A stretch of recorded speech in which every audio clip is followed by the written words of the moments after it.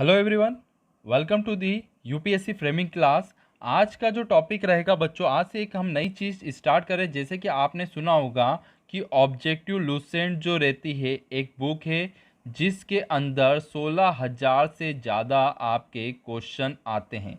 ठीक है बच्चों, तो उसका मैं एकदम फास्ट रिवीजन कराऊंगा। तो आज का जो टॉपिक रहेगा बच्चों, हम फिजिक्स से स्टार्ट करते हैं। तो फटाफट वीडियो को लाइक जरूर करिएगा और रिवाइज के लिए रहेगी आपकी पूरी बुक। ओके स्टूडेंट, तो बढ़ते हैं हमारे लेक्चर की ओर। देखिए बच्चों, आज का जो टॉपिक लिया गया है हमने आधुनिक भौतिक लिया गया है। तो आधुनिक भौतिक के जो मोस्ट टाइम पे 70 से 80 क्वेश्चन जो रहेंगे वो करेंगे हम फटाफट। देखिए आज का जो पहला क्वेश्चन है बच्चों, प्रकाश किरण पुंज जो अत्यंत दिशित हो सकती है तो वो कौन सी है? ध्यान रखिएगा लेजर। और लेजर का फुल फॉर्म अक्सर एग्जाम में आता है, तो ध्यान रखिएगा light amplification stimulation emission of radiation. ठीक है स्टूडेंट। अगला प्रश्न है, लेजर बीम सदा होती है, ध्यान रखिएगा अपसारी बीम होती है। कौन सी होती है? अपसारी बीम होती है लेजर बीम। अगला प्रश्न है बच्चों, परमाणु के नाभिक में होते हैं, तो ध्यान रखिएगा परमाणु के नाभिक में क्या होता है? तो ध्यान रखिएगा प्रोटॉन व न्यूट्रॉन उपस्थित होते हैं। अगला प्रश्न है, न्यूट्रॉन की खोज किसने करी थी? ध्यान रखिए अक्सर एग्जाम में आता है, न्यूट्रॉन की खोज करी गई थी चैंडविक में। देख सकते हैं आप यूपीएससी से इतनी बार एग्जाम में आ चुका है ये प्रश्न, तो ध्यान रखिएगा मोस्ट टाइम पे प्रश्न है, न्यूट्रॉन की खोज किसने करी? चैंडविक ने करी थी। अगला प्रश्न देखते हैं बच्चों, निम्नलिखित में से अस्थायी किरण है। देखिए आपको बताना है, सॉरी, अस्थायी कण कौन सा है? तो ध्यान रखिएगा अस्थायी कण है न्यूट्रॉन। अक्सर हम सोचते हैं प्रोटॉन इलेक्ट्रॉन, मगर अस्थायी कण होता है न्यूट्रॉन। ध्यान रखिए रेलवे में एग्जाम में आ चुका है प्रश्न। अगला प्रश्न देखते हैं, जिस तत्व के परमाणु में 2 प्रोटॉन 2 न्यूट्रॉन और 2 इलेक्ट्रॉन हो उस तत्व का द्रव्यमान कितना होगा? तो 2 न्यूट्रॉन और इलेक्ट्रॉन और प्रोटॉन दोनों सेम रहते हैं, तो दो कितना हो गया यहाँ 2 + 2 कितना हो गया आपका 4। तो ध्यान रखिएगा इसका आंसर आएगा बी आपका। ठीक है, ध्यान रखिएगा। अगला प्रश्न देखते हैं बच्चों फटाफट, सातवां जी। ये वाला क्वेश्चन बहुत बार एग्जाम में आया है, ध्यान रखिएगा नाभिक का आकार होता है, तो नाभिक का आकार होता है 10⁻15। ध्यान रखिएगा 10⁻15 होता है नाभिक का आकार। अगला प्रश्न देखते हैं, पॉजिट्रॉन की खोज किसने करी थी? तो ध्यान रखिएगा पॉजिट्रॉन की खोज करी गई थी एंडरसन द्वारा। किसके द्वारा? एंडरसन के द्वारा। हाइड्रोजन के 9वां प्रश्न देखते हैं, हाइड्रोजन के परमाणु के न्यूक्लियस में प्रोटॉन की संख्या होती है, तो ध्यान रखिएगा कितनी होती है? हाइड्रोजन का कितना होता है? 1 होता है। अगला प्रश्न देखते हैं बच्चों फटाफट, आज का 10वां प्रश्न, इलेक्ट्रॉन की खोज किसने करी थी? तो ध्यान रखिएगा इलेक्ट्रॉन की खोज करी गई थॉमसन द्वारा। किस तत्व के परमाणु संख्या होती है? तो नाभिक में प्रोटॉन। ध्यान रखिए किसी तत्व के परमाणु संख्या अगर निकाला तो नाभिक में प्रोटॉन संख्या होती है बच्चों। अगला प्रश्न है, परमाणु में प्रोटॉन रहते हैं, ध्यान रखिएगा कहां पर रहते हैं? तो नाभिक के भीतर। इलेक्ट्रॉन वहन करता है, तो ध्यान रखिएगा 1 यूनिट ऋण आवेश। ध्यान रखिएगा क्या करता है? 1 यूनिट ऋण आवेश करता है। अगला प्रश्न अगर मैं देखता हूं बच्चों, समस्थानिक परमाणु में ध्यान रखिएगा प्रोटॉन की संख्या समान होती है। ठीक है, आइसोटॉप की अगर हम बात करेंगे। अगला प्रश्न देखते हैं फटाफट, 15 नंबर का, आइसोटॉप जो रहते हैं जिसमें टॉप वाली वैल्यू चेंज होती है। जैसे कि मैं एक एग्जांपल लेता हूँ 1H1 1H2, तो 1H1 1H2 मतलब ऊपर 1 2 नीचे चेंज हो रही है। ठीक है, परमाणु भार भिन्न किंतु परमाणु क्रमांक समान होता है। Question number 15। अगला प्रश्न देखते हैं, किसी परमाणु के नाभिक में आइसोटॉप वह नाभिक होता है। ठीक है, आइसोटॉप की बात कर रहा हूं, तो ध्यान रखिए प्रोटॉन की संख्या वही होती है परंतु न्यूट्रॉन की संख्या भिन्न भिन्न होती है। ठीक है, ध्यान रखिएगा।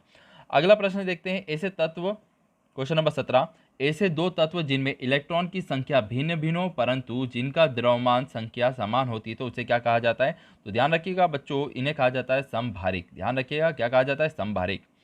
अगला प्रश्न देखते हैं, ऐसे परमाणु जिनके परमाणु क्रमांक समान परंतु परमाणु द्रव्यमान भिन्न भिन्न होते हैं वह कहलाते हैं, तो ध्यान रखिएगा समस्थानिक कहलाते हैं। अगला प्रश्न देखते हैं, किसी तत्व के सर्वाधिक समस्थानिक है, तो ध्यान रखिएगा पोलोनियम जो धातु है उसके सबसे ज़्यादा समस्थानिक है, तो ध्यान रखिए कौन सी है? पोलोनियम। और कौन सी देश के नाम पे पड़ी है? तो ध्यान रखिए पोलैंड देश के नाम पे पोलोनियम धातु का नाम पड़ा है जी। अगला प्रश्न है बच्चों, ध्यान रखिएगा परमाणु जिनमें प्रोटॉन की संख्या समान परंतु न्यूट्रॉन की संख्या भिन्न भिन्न होती है क्या कहलाते हैं? तो ध्यान रखिएगा समस्थानिक कहलाते हैं। अगला जो क्वेश्चन रहेगा 21 पर रहेगा, एक भारी नाभिक के 2 हल्के भागों में टूटने की प्रक्रिया को नाभिकीय विखंडन, मतलब एक जो है वो 2 भागों में नाभिकीय विखंडन कहलाता है, जिसमें डबल एस डबल आई आते हैं। अगला प्रश्न लिखता हूँ, परमाणु बम सिद्धांत आधारित है, तो ध्यान रखिए परमाणु बम सिद्धांत आधारित है नाभिकीय विखंडन के द्वारा। हाइड्रोजन बम आधारित है, तो ध्यान रखिए नाभिकीय संलयन के आधार पर है, ठीक है, जिसमें दो हल्के एटम जुड़ते हैं बच्चों। सबसे पहला, ध्यान रखिए क्वेश्चन नंबर 24वां, सबसे पहला नाभिकीय रिएक्टर बना था, ध्यान रखिएगा, फर्मी द्वारा 1942 शिकागो में, ध्यान रखिए 1942 शिकागो में। अगला प्रश्न है आपके सामने, परमाणु बम का सिद्धांत आधारित है, तो ध्यान रखिएगा नाभिकीय विखंडन पे आधारित है। देखिए ये बिहार में पूछा गया क्वेश्चन है। अगले प्रश्न अगर मैं देखता हूं, 26वां प्रश्न बच्चों, सर्वप्रथम शैली समूह की आयु का आकी गई थी, तो ध्यान रखिएगा पोटेशियम और आर्गन के द्वारा इसकी शैली समूह जो है उसकी आयु ज्ञात करी गई थी। नेक्स्ट प्रश्न है, रेडियो सक्रिय पदार्थ उत्सर्जन करता है, तो ध्यान रखिए उपयुक्त सभी, अल्फा बीटा गामा सभी का उत्सर्जन करा जाता है। अगला प्रश्न है, सूर्य पर ऊर्जा का निर्माण होता है, तो ध्यान रखिएगा सूर्य में ऊर्जा है वो नाभिकीय संलयन द्वारा है। अगला प्रश्न, निम्नलिखित में से किस में ऋणात्मक ऋण आवेश होते हैं, तो ध्यान रखिएगा बीटा कण में ऋण आवेश होते हैं। 30वां प्रश्न है बच्चों, नाभिकीय रिएक्टर और परमाणु बम में यह अंतर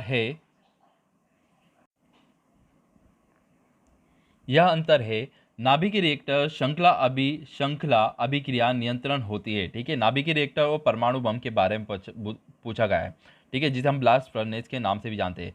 अगला प्रश्न है बच्चों, ध्यान रखिएगा नाभिकीय रिएक्टर के निर्माण में निम्नलिखित में से कौन सा एक अनिवार्य तत्व है। ध्यान रखिएगा कितनी बार देखिए आईएएस कलेक्टर में पूछा गया है, तो ध्यान रखिएगा जर्कोनियम जो है ये एक अनिवार्य तत्व है। अगला प्रश्न देखते हैं बच्चों 32वां, अल्फा कण के 2 इकाई धन आवेशित होती है, इसका द्रव्यमान लगभग बराबर होगा, तो ध्यान रखिएगा हीलियम के एक परमाणु के बराबर होता है। क्वेश्चन नंबर 33, कोबाल्ट 60 आमतौर पर विकिरण चिकित्सा में प्रयुक्त किया जाता है क्योंकि इसमें उत्सर्जन होता है, तो ध्यान रखिएगा गामा किरण का उत्सर्जन होता है इसके अंदर। अगला प्रश्न है, नाभिकीय रिएक्टर में न्यूट्रॉन्स नियंत्रण के लिए निम्नलिखित में से क्या प्रयोग किया जाता है, तो ध्यान रखिए कैडमियम और बोरॉन का प्रयोग करा जाता है, कैडमियम और बोरॉन की छड़का। अगला जो प्रश्न है, परमाणु पाइल का प्रयोग करा जाता है, तो ध्यान रखिएगा ताप नाभिकीय संलयन के प्रचालन में, ध्यान रखिएगा ताप नाभिकीय संलयन के प्रचालन में। अगला प्रश्न अगर मैं देखता हूं बच्चों, अक्सर क्वेश्चन नंबर 36 पूछा जाता है, तो क्यूरी किसकी इकाई है, तो ध्यान रखिएगा रेडियो एक्टिव धारिता की इकाई है क्या, क्यूरी। अगला प्रश्न देखते हैं, नाभिकीय रिएक्टर में ऊर्जा उत्पन्न होती है, तो ध्यान रखिएगा नाभिकीय रिएक्टर में नियंत्रण विखंडित ऊर्जा मतलब कंट्रोल चेन रिएक्शन उत्पन्न होती है। देखिए अगला प्रश्न, नाभिकीय संलयन को ताप नाभिकीय अभिक्रिया भी कहा जाता है, तो ध्यान रखिएगा संलयन में काफी ऊष्मा पैदा होती है, संलयन मतलब बहुत ज्यादा खतरनाक होता है जिस पे सूर्य कार्य करता है।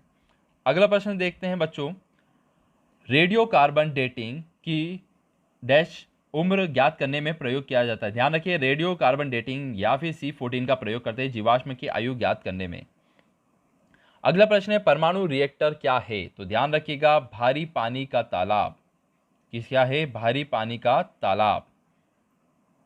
अगला देखते हैं, पृथ्वी की आयु निर्धारित निम्नलिखित में से किस विधि द्वारा की जा सकती है, तो ध्यान रखिएगा यूरेनियम विधि के द्वारा हम पृथ्वी की आयु निर्धारित कर सकते हैं जी। क्वेश्चन नंबर अगला देखते हैं, निम्नलिखित में से विचार कीजिए जी।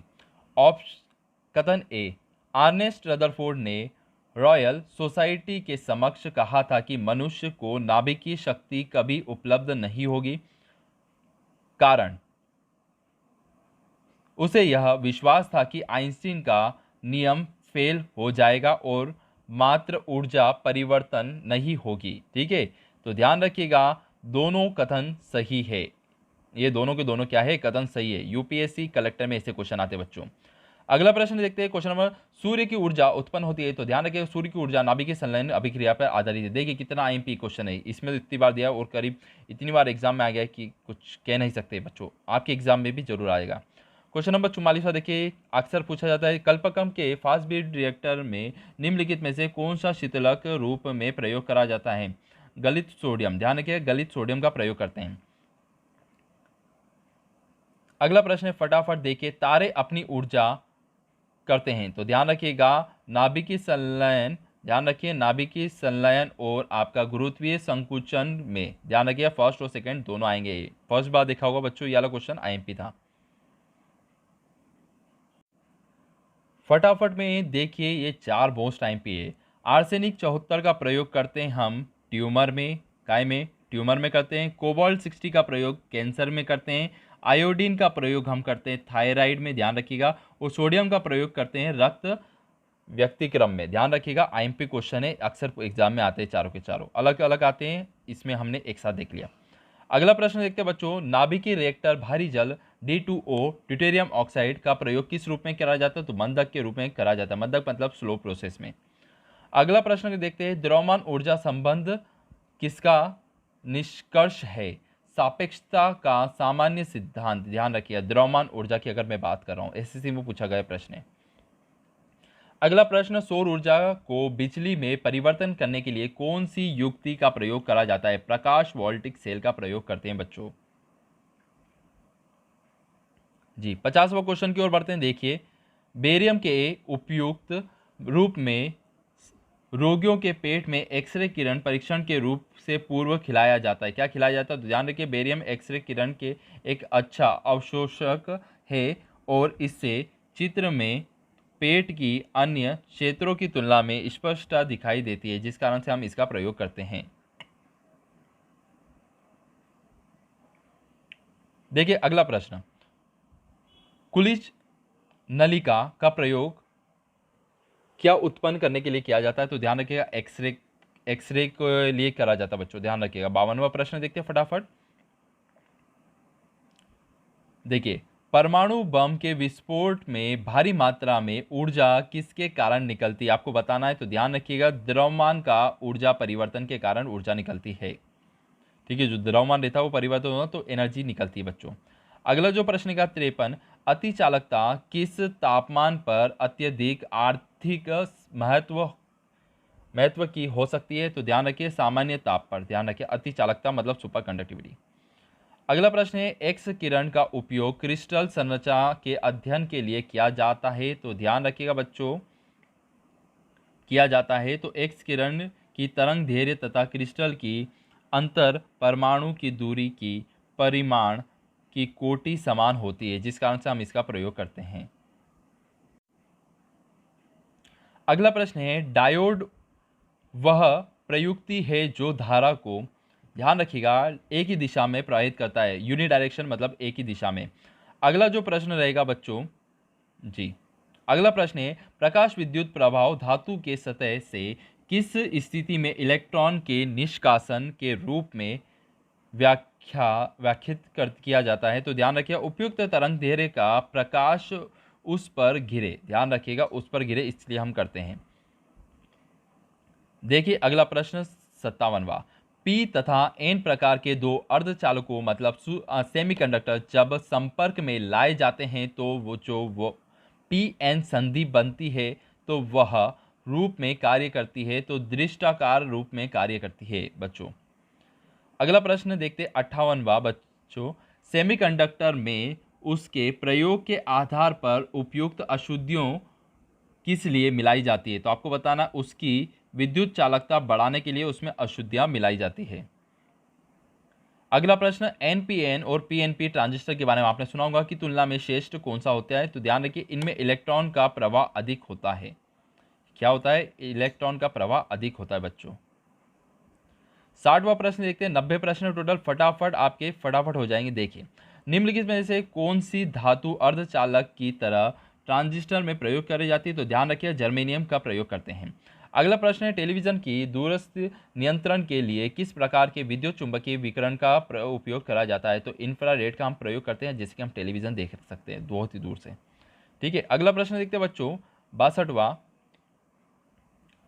दूरदर्शन के संकेत एक निश्चित दूरी के बाद नहीं मिल सकते हैं क्योंकि पृथ्वी जो है आपकी सर्कुलर शेप में है, ठीक है, वृत्ताकार है। अगला प्रश्न, जब जर्मेनियम जाली में आर्सेनिक परमाणु डाले जाते हैं तो वह क्या बन जाती है, तो ध्यान रखिए बाहरी सेमीकंडक्टर बन जाती है। अगला प्रश्न है, रडार का प्रयोग करा जाता है, अक्सर एग्जाम में आता है, ध्यान रखिएगा, दूरस्थ वस्तुओं की पहचान करने के लिए और ऊर्जा का पता लगाने में हम रडार का प्रयोग करते हैं, और 10⁻³ मतलब 3000 किलोमीटर इसकी दूरी रहती है रडार की। अगला प्रश्न देखिए, त्रिविमीय चित्र जो किसके द्वारा 3D जो है होलोग्राफी कहलाती है, ध्यान रखिए 3D आपसे अगर पूछे तो होलोग्राफी कहलाती है। लेजर बीम का उपयोग करते हैं आंख की चिकित्सा के लिए, ध्यान रखिएगा आंख की चिकित्सा के लिए लेजर बीम का प्रयोग करते हैं। अगला प्रश्न है आपके सामने, लेजर अथवा किसी अन्य संस्कृति प्रकाश के स्रोत से निकली दो प्रकाश किरण व्यक्तीकरण से त्रिविमीय प्रतिबिंब बनाने में संबंधित है, तो ध्यान रखिए होलोग्राफी 3D के लिए लेजर का प्रयोग हम करते हैं बच्चों। फटाफट 20 क्वेश्चन और बचे हैं, आपके 20 मिनट में 90 क्वेश्चन हो जाएंगे। फटाफट देखिए, प्रकाश विद्युत प्रभाव क्या है, तो ध्यान रखिएगा तत्कालीन प्रक्रिया है। क्या है? तत्कालीन प्रक्रिया है। अगला जो प्रश्न का, बिना शल्य चिकित्सा के पथरी का इलाज करते थे लेजर के द्वारा, जैसा कि लेजर का फुल फॉर्म आता है light amplification stimulation emission of radiation. बच्चों इसको नोट डाउन जरूर करिएगा, बहुत बार एग्जाम में आया हुआ प्रश्न है। अगला प्रश्न है, एक्स किरण का प्रयोग किस लिए किया जाता है, तो ध्यान रखिएगा बहुमूल्य पत्थरों और हीरो में खराबी का पता लगाने में, ठीक है, कभी कभी फ्रॉड और ये सारा है तो एक्स किरण का हम पता लगाते हैं। अगला प्रश्न है बच्चों, विद्युत उत्पन्न करने के लिए कौन सी धातु का उपयोग किया जाता है, तो यूरेनियम का प्रयोग करते हैं विद्युत उत्पन्न करने के लिए, ध्यान रखिए यूरेनियम का प्रयोग करा जाता है। अगला प्रश्न है आपके सामने, तारे जो है अपनी ऊर्जा किस प्रकार से प्राप्त करते हैं, तो ध्यान रखिए नाभिकीय संलयन अभिक्रिया से प्राप्त करते हैं। अगला प्रश्न है बच्चों 74वां, हाल ही में खोजी गई उच्च तापीय अतिचालक है, ध्यान रखिएगा कौन सी है, सेरामिक ऑक्साइड। कौन सी है? सेरामिक ऑक्साइड है, अभी अभी खोजी गई है। अगला प्रश्न देखते हैं बच्चों 75वां, एकीकृत परिपथ में प्रयुक्त अर्धचालक चिप निम्नलिखित में से किसकी बनी रहती है, तो ध्यान रखिएगा सिलिकॉन की बनी होती है। ऑटो हॉर्न ने अणु बम मतलब न्यूक्लियर बम का सिद्धांत के आधार पर है, तो ध्यान रखिए यूरेनियम विखंडन पे आधारित है बच्चों। अगला प्रश्न है आपका 77 जी, देखिए लेजर एक युक्ति है जिसके द्वारा उत्पन्न किया जा सकता है, तो उद्दीपन विकिरण यूज करा गया है यहाँ पर वर्ड। अगला प्रश्न देखते हैं, निम्नलिखित में से इंजनों में से क्रायोजेनिक का उपयोग किया जाता है, तो ध्यान रखिए क्रायोजेनिक का उपयोग करा जाता है रॉकेट में। कहाँ उपयोग करा जाता है बच्चों? रॉकेट में, ठीक है। 79वां प्रश्न, आपके 10 प्रश्न बचे। देखिए, जब टीवी का स्विच ऑन किया जाता है तो इसका आंसर आएगा, तो ध्यान रखिएगा दूरदर्शन तुरंत प्रारंभ हो जाती है, लेकिन श्रव्य बाद में सुनाई देता है। दृश्य जो है चित्र पहले दिख जाता है, साउंड बाद में दिखाई देता है, क्योंकि ध्वनि प्रकाश की अपेक्षा में कम वेग से चलती है, ठीक है। प्रकाश पहले चलता है और ध्वनि क्या है बाद में चलती है। फटाफट देखते हैं बच्चों, आपके 10 प्रश्नों बचे हैं, देखते फटाफट। निम्नलिखित में कणों में से कौन एक जिसका आविष्कार करने का दावा किया जा रहा है अल्बर्ट आइंस्टीन के सापेक्षता के सिद्धांत को गलत साबित करने का जोखिम है, ध्यान रखिएगा माइक्रोवेव फोटोन के बारे में, ध्यान रखिएगा। अगला प्रश्न देखते हैं बच्चों, सितारों में अक्षय ऊर्जा का स्रोत क्या है, तो ध्यान रखिएगा हाइड्रोजन और हीलियम, ठीक है, ध्यान रखिए हाइड्रोजन ज़्यादा मात्रा में, हीलियम कम मात्रा में रहती है। अगला प्रश्न है, एक्स किरण की वेधन क्षमता किसके द्वारा बढ़ाई जा सकती है, तो ध्यान रखिए कैथोड और एनोड के बीच विभवांतर वोल्टेज डिफरेंस के कारण हम उसकी विद्युतता बढ़ा सकते हैं, ठीक है, उसकी रेंज बढ़ा सकते हैं। अगला प्रश्न देखते हैं 83वां आपके सामने बच्चों, पहले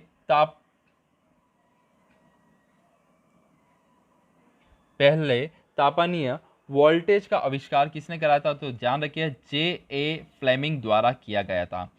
किसी लेजर में सभी परमाणु प्रकाश तरंगे उत्सर्जित करती है, तो ध्यान रखिएगा एक आवृत्ति, एक आयाम और एक कलाफेज सभी रहता है इसमें।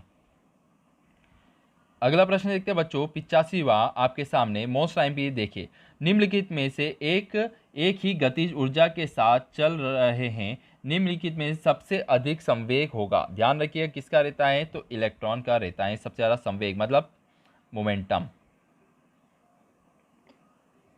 क्वेश्चन नंबर 86 प्रश्न, सुपर कंडक्टर ऐसे पदार्थ है जो विद्युत करंट के प्रवाह को न्यूनतम रोधक कर देते हैं? ध्यान रखिएगा, सुपर कंडक्टर। अगला प्रश्न है, निम्नलिखित में से विद्युत चुंबकीय तरंग नहीं होती है? तो ध्यान रखिए, पराश्रव्य तरंग विद्युत चुंबकीय नहीं है, एक्सरे, प्रकाश और ऊष्मा सभी है। अगला प्रश्न है, सुपर कंडक्टर की चालकता कितनी होती है? तो ध्यान रखिएगा, असीमित होती है सुपर कंडक्टर की चालकता। अक्सर एग्जाम में आता है और हम गड़बड़ कर देते हैं। प्रकाश वोल्टिक सेल जो रहता है बच्चों होता है, तो ध्यान रखिएगा सोलर सेल रहता है प्रकाश वोल्टिक सेल।